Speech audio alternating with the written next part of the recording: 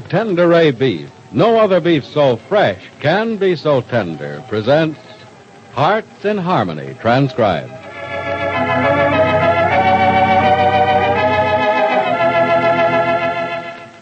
Ladies, want to have an out-of-this-world dinner for your family? Then get beef. Kroger's quality beef at your Kroger store. Kroger's quality beef is deliciously tender and juicy. And it's your 100% correct answer to what shall I have for dinner.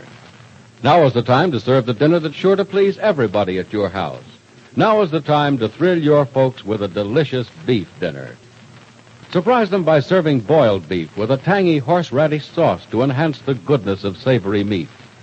Delight them with roast beef that's crusty brown and juicy red, nestling in a pool of its own rich brown juice. Or satisfy those vigorous appetites with a magnificently thick steak, the classic dinner dish that makes any meal a success.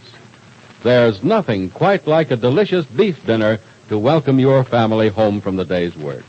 So don't delay. Hurry right down to your Kroger store right away and ask for Kroger's quality beef. Remember, Kroger's quality beef is the very best beef you can buy today. Be sure to try it.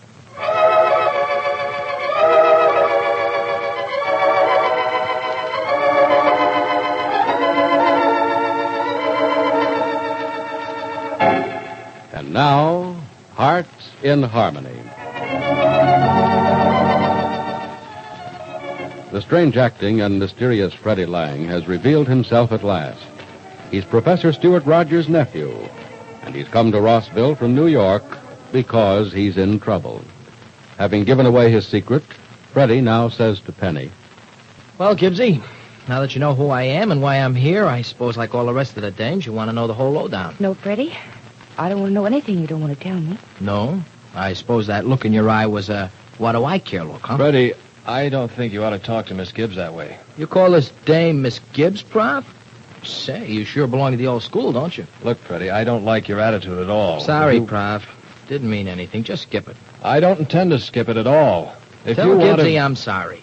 Better still, I'll tell her I'm sorry. I'm sorry, Gibbsy. How's that? It's all right, Freddie.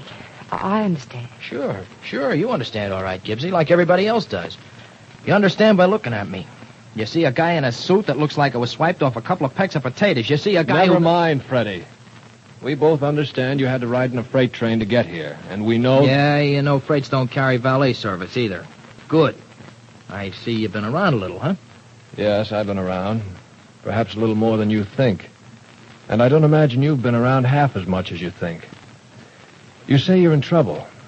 Well, a fellow who's really been around doesn't get in trouble. You don't know the kind of trouble I'm in yet, Prof. No, I don't. And I don't want to either unless you want to tell us. Well, sure I want to tell you. That's what I come to this burg for. Well, maybe you'd like me to leave, Freddie. No, Gibbsy. You can stick around, get an earful. You're okay.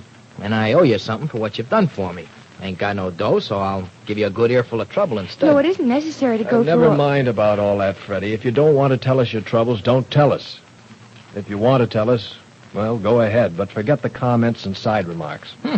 You're one of these get right down to business guys, huh? Look, Freddie, if you want us to help you... I'm sorry, Skip it. Freddie, look, if you'd feel more comfortable if I'd leave, I would. No, Gibbsy, just relax. Take it easy. I ain't got nothing to hide. It's nothing to be ashamed of, this jam I'm in. It isn't what I did, it's what I didn't do. Well, what didn't you do, Freddie? I didn't tell him to go away and leave me alone. Who didn't you tell to go away? The gang. What gang? The fellas in my neighborhood. You belong to a neighborhood gang, Freddie? Yeah, Gibbsy. Practically one of the first members in it, too. We call ourselves the 10th Street Nine, because we were going to start a ball club. That was about 6 years ago, and we never play much ball. Well, why not? Well, the only place we could play was in the street. One day one of the guys got hit by a car and hurt kind of bad, so we stopped playing ball. Well, that was smart. Yeah, sure, that was great. We had no other place to play ball, so we just quit playing ball. Which wasn't smart, was it? No, Prophet. Sure wasn't. Well, Freddie, couldn't you have played your games in the schoolyard? The schoolyard? You small-town guys are sure spoiled, Gibbsy. You know what our schoolyard was? It was an alley. Just about wide enough a row an ash cans couldn't even fit in it. I see. Schoolyard, huh? The trouble with folks. They think that everybody's got everything that they got. Why, Freddie, we can do without the comments, remember? Yeah, sure. I'm sorry, Prof. But when I figure how me and the gang didn't start out to do nothing wrong and how we got into doing things wrong because there wasn't nothing else to do, I get sore. You and your friends did wrong things, Freddie? Well, what sort of wrong things? Well, I think I know what sort of things. Breaking windows to begin with. Letting air out of automobile tires. Then pushing over a push cart full of apples. And later stealing apples from the corner grocer. From there, well, there's no telling to what lengths they went from there. Is that right, Freddie? I don't know, Prof. What do you mean you don't know? Well, after we quit playing ball a few years ago, like I was just telling you, I didn't get back with the gang until just a couple of months ago. But something happened since then, hmm? Yeah, Gibbsy. You see, the gang had been doing all right. Doing what? I don't know. I never found out. Well, you must have asked, didn't you? Sure I did, Gibbsy. I walked around with a mouthful of loose teeth from my asking. You see, you wasn't supposed to ask the gang no questions. Well, you're not supposed to ask questions where the answers are hard to give, Freddie. You should have known there was something wrong and dropped out of the gang. Drop out of the gang? It'd be safer to drop out of an airplane without no parachute. You mean that you tried to stop going around with them and they wouldn't let you, is that right? That's right. It was go around with the gang, or go around without a couple of arms, maybe. In other words, Freddie, what you're building up to is this. When you rejoined your former playmates, they weren't playing at anything at all, but were in a serious business of some sort of which you wanted no part. Of which I wanted no part is right, Prof. But I had to be a part, or else. Or else what, Freddie? Gibbsy, you wouldn't understand those things. And even if I thought you would, I wouldn't tell you about them. These things ain't for the likes of you. Oh, I think I understand. I'm sorry for you if you do. I'm sorry that you were forced into this gang, Freddie. Well, being a member of the gang isn't so bad in itself. It's what the gang did that Freddie here was a part of. You joined them in what they did, Freddie? Just one job, Prof. And I didn't even know they were pulling a job. A job? Yeah. I thought it was just a joyride we was making in a car one of the fellas bought. Oh, the gang had made enough money to buy a car. No. I found out later on that the car was stolen. And we weren't going for no joyride, neither. We were on our way out into the country to stick up a roadhouse. Oh, Freddie. I told you you'd want to toss me out of your house when you knew the truth about me, Gibbsy. Okay, I'll get out. No, Come on, Pop. No, I'll tell Freddie, you please, later. you don't understand. I didn't say, oh, Freddie, because I was ashamed of you or disliked you. Yeah? Well, that look on your face wasn't no look of love and admiration. Freddie, did you help rob that roadhouse? I sure didn't. My job was to wait in the car with the motor going and the doors wide open, be ready to step on the gas as soon as the gang comes out and jumps in, see? Oh. Well, then that was your part of it. Yeah. That's what I was figured to do. But I didn't. As soon as the gang went into this joint, I scrammed out of the car and beat it off into the woods. Well, then you had no part in the robbery. That's right, Gibbsy. I was innocent of that job as a newborn babe. But the gang was caught and stooled to the cops that I was in the car. Oh, I see. Your friends wanted to get even with you for letting them get caught. No, that's not it. But I heard a cop was looking for me, so I beat it out of town. I don't want to take no rap for something I didn't do. No, and I don't think you should. Who's the police captain or the desk sergeant in your precinct at home, Freddie? Why? I'd just like to know, that's all.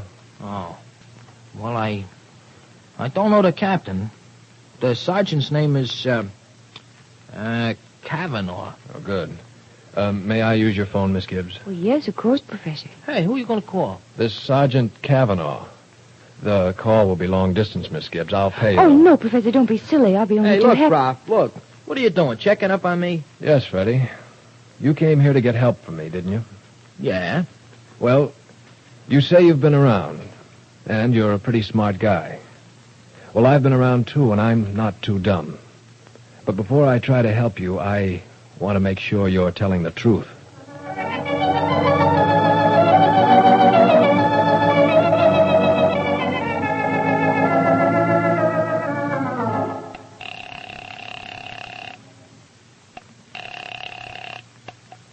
Sixth Precinct, Sergeant Kavanaugh speaking. Sergeant Kavanaugh, this is Professor Stuart Rogers in Rossville. Who?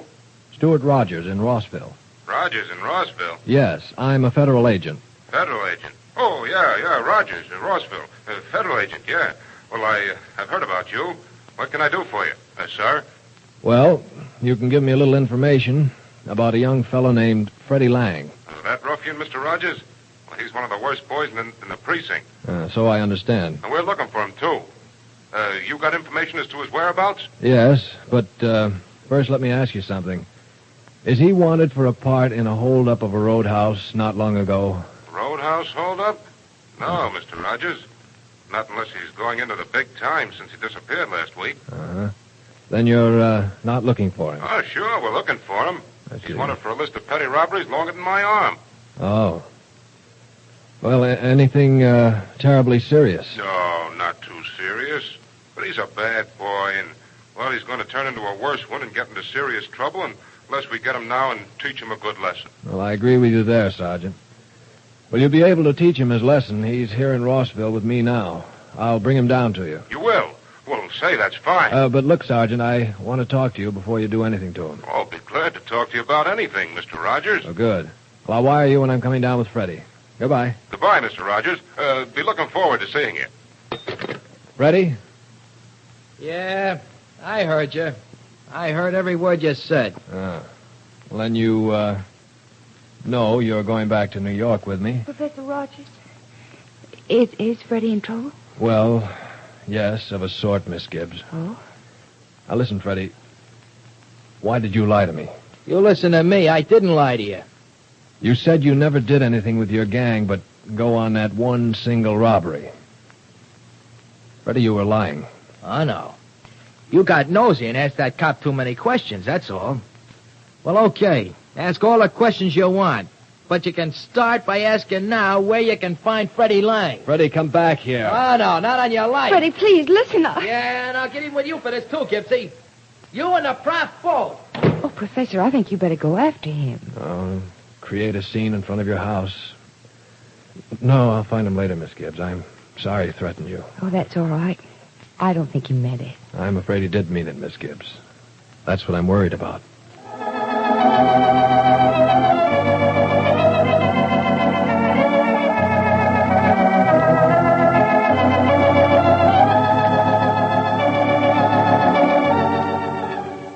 So Freddie Gibbs is wanted by the police. And he threatened Penny. Is Freddie the kind to carry out a threat? The professor thinks so. And the professor is usually right. Is Penny in danger? Be sure to listen to the next dramatic episode of Hearts in Harmony.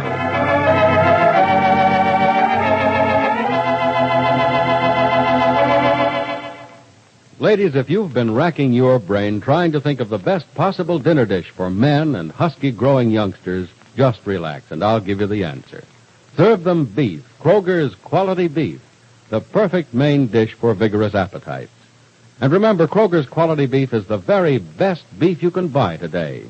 It's delicious, it's tender, and it's juicy. Everybody's plate will come back for an encore. Yes, ma'am, any meal that features Kroger's quality beef is destined for success. So why not serve your family their favorite beef dish for dinner? They'll cheer when they see a piping hot roast of beef, nestling in a pool of its own rich brown juice. Or a thick steak, sizzling hot and done to perfection. Feature Kroger's quality beef at your dinner table. And let me remind you again, Kroger's quality beef is the very best beef you can buy today. Be sure to try it.